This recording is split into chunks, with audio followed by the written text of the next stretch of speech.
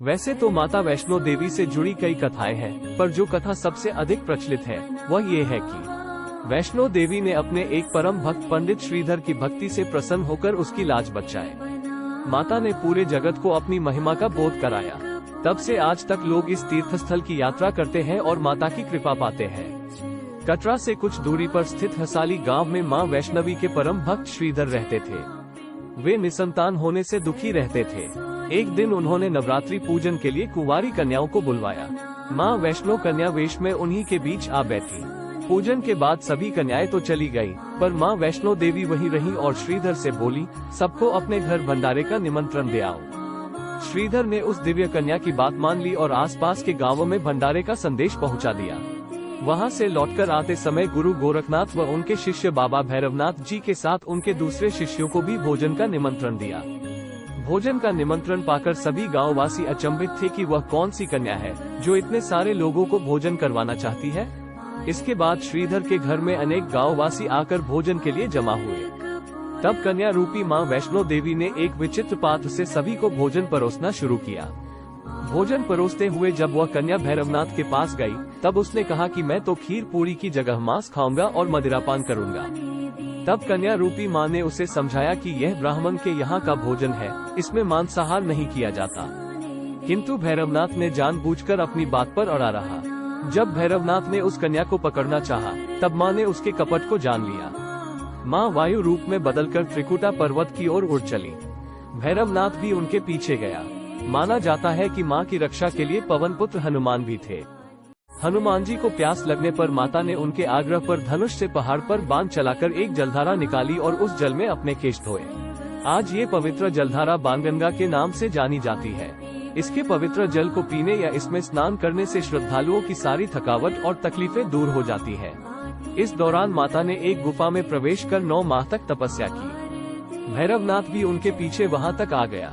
तब एक साधु ने भैरवनाथ से कहा कि तू जिसे एक कन्या समझ रहा है वह आदिशक्ति जगदम्बा है, इसलिए उस महाशक्ति का पीछा छोड़ दे।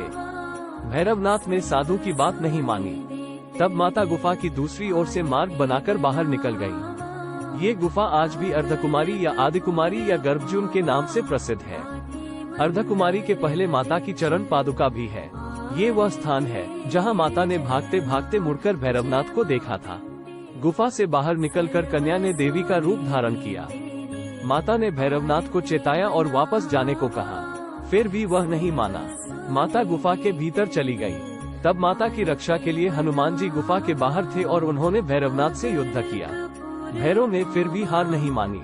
जब वीर लंगूर निधाल होने लगा, तब माता वैष्णवी ने महाकाली का रूप लेकर भैरवनाथ का संहार कर दिया। भैरवनाथ का सिर कटकर भवन से 8 किलोमीटर दूर त्रिकुट पर्वत की भैरव घाटी में गिरा।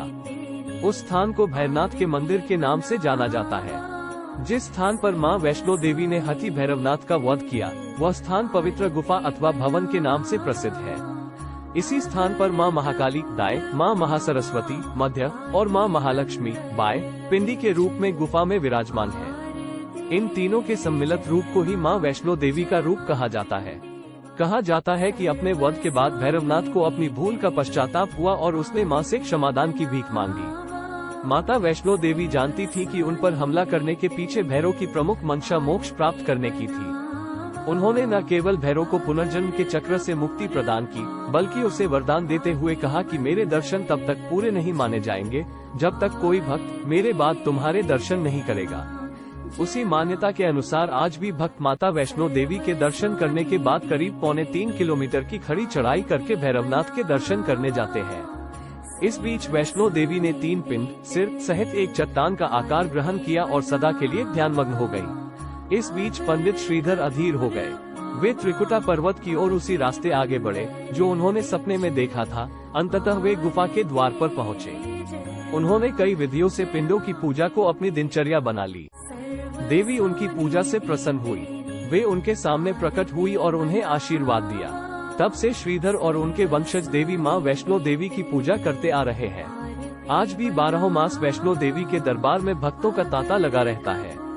सच्चे मन से याद करने पर माता सबका बेड़ा पार लगाती है। बोलो सच्चे दरबार की जय।